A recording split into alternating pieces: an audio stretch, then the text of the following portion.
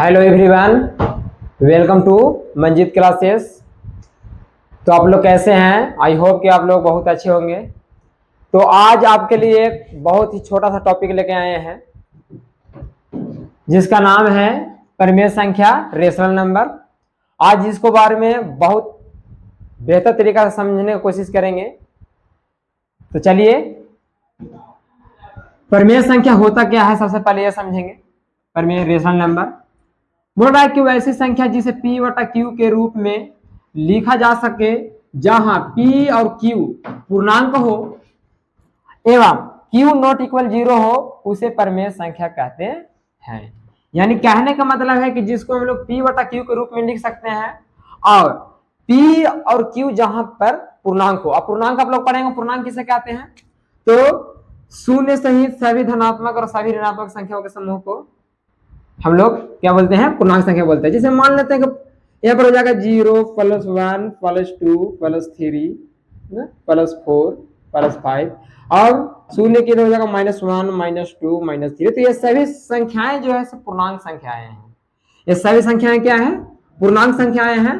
तो वही बोल रहा है कि जहां P और Q पूर्णांक हो, जो P और Q जो होता है पूर्णांक हो, अब Q यानी नीचे वाला जो है, नीचे वाला जो P बटा Q है और Q जो होता है 0 के बराबर नहीं हो, तो उसी को हम लोग क्या बोलेंगे? परिमेय संख्या बोलेंगे। जैसे में यहाँ पर आप लोग देख सकते हैं एग्जांपल में, जैसे में 2 बटा 4 है, तो यहाँ पर 2 भी पूर्णांक है और 4 भी पूर्णांक है। यहाँ पर आप लोग देख सकते हैं। और 4 जो है या जो Q, यानी इसको हम लोग क्या बोल सकते हैं?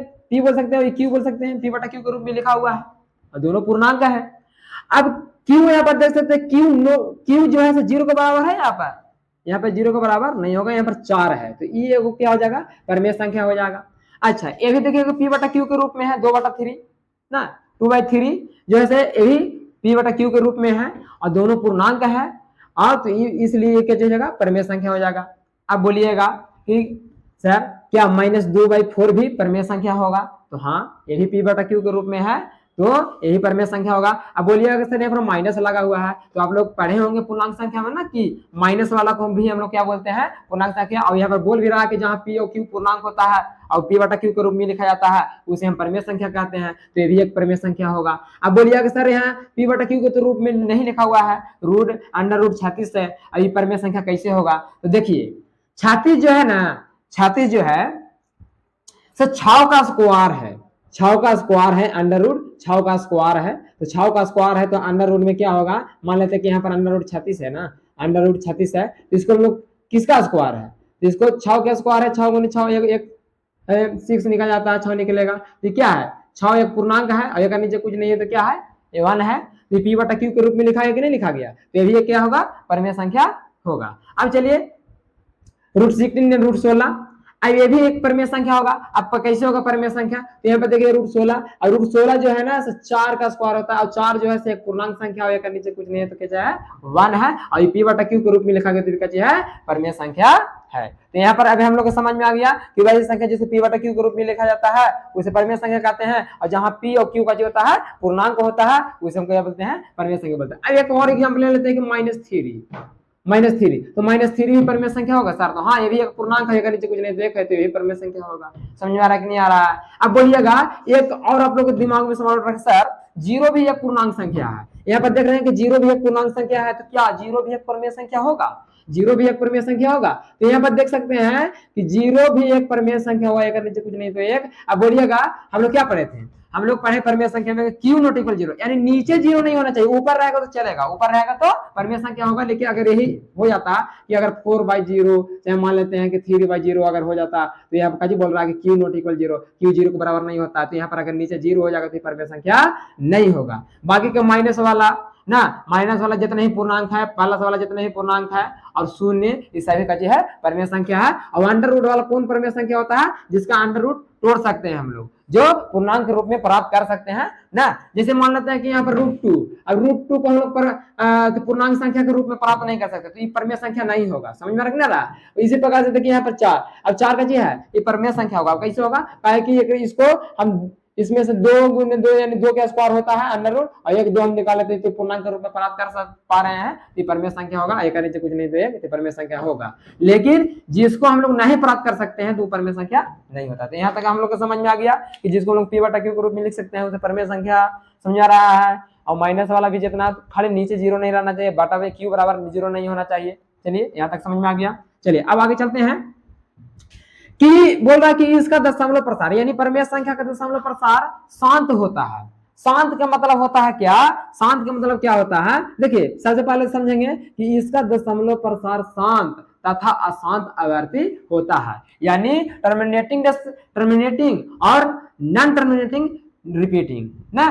तो यहाँ पर समझेंगे कि टर्मिनेटिंग क्या होता है यानी शांत क्या होता है, और नॉन टर्मिनेटिंग रिपीटिंग समझेंगे कि क्या होता है, अशांत क्या होता है। तो यहाँ पर देखिए शांत क्या होता है कि जो पूरा पूरी, यहाँ पर एक एग्जांपल लिए आप लोग देख सकते हैं, जिसमें 5 5 दूना 10 इधर पूरा पूरी काट जा रहा है, ये क्या है? पूरा पूरी काट जा रहा है, शांत हो गया, काट के एकदम पूरा क्या हो गया? शांत हो गया। तो ये क्या होगा?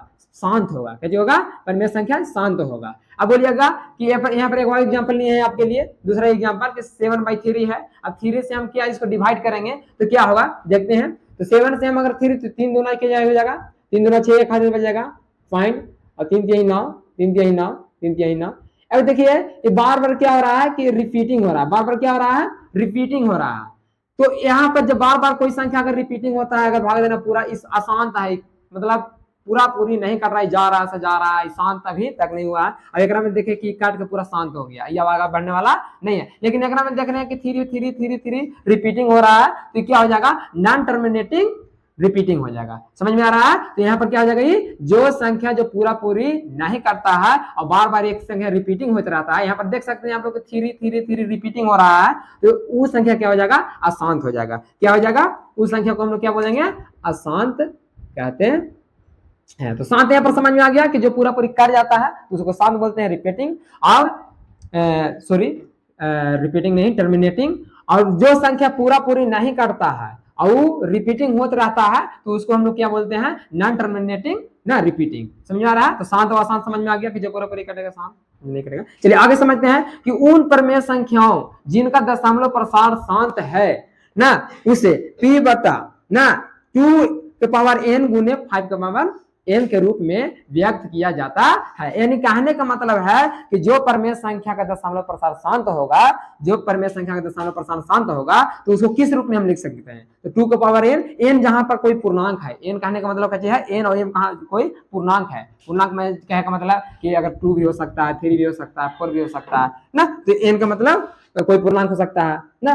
चलिए तो यहाँ पर समझेंगे कि जिस संख्या का दशमलव प्रसार शांत होता है उसे हम इस रूप में लिखते हैं। जैसे मैं यहाँ पर एग्जांपल के लिए हम लिए हैं आप लोग के सामने, जैसे में देखिए अब ये कैसे पता चलेगा कि इस शांत के लिए, इसको हम लोग पूरा पहले काट लेते हैं, इसको पूरा काट लेते हैं और इसको दशमलव प्रसार देखते हैं कि शांत है कि अशांत है। तो यहाँ पर देख लेते हैं, 0 से 0 काट देंगे। अब यहाँ पर देखिए 5 एकम 5 और 5 दूनी 10 यानी 20 बार में कटेगा ये।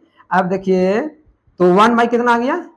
1/20 आ गया। अब यहाँ पर देखिए 20 देखिएगा, इसका गुणनखंड करेंगे तो देखिए कि 2 के पावर n गुने 5 के पावर m के रूप में आ रहा है कि नहीं आ रहा। अगर आएगा तो शांत होगा और अगर नहीं आएगा तो दशमलव प्रसार अशांत होगा। जैसे में यहाँ पर देखिए 20 का गुणनखंड कर रहे हैं तो 2 से 10 बार में कटेगा, 2 से 5 बार में कटेगा और 5 से 1 बार में कटेगा। तो यहाँ पर देख सकते हैं, यहाँ पर हम लोग देख सकते हैं कि p मतलब कोई एक पूर्णांक था।